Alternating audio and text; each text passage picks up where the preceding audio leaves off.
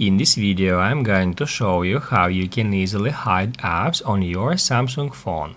Be sure to watch the video to the very end so you don't make any mistakes.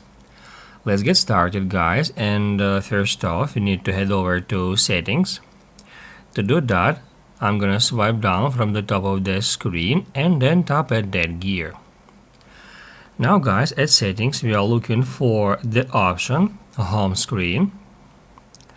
And that's where you can easily find the option Hide Apps on Home and Apps Screens. In here, it will show you the list of all applications that are currently installed on your phone. And then, let's say, if you would like to hide some app from the Home and App screens, then you need just to select this app in this list, and once you mark an app, it appears here at the top of the list in Hidden Apps section.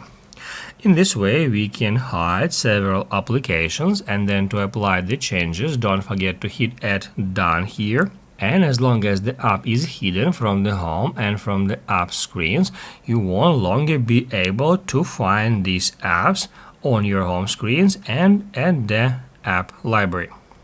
To unhide app, you need to head over back to Settings, then Home Screen, then go back here, and that's where you need to remove these applications by hitting at minus signs, and then to apply the changes, hit at Done.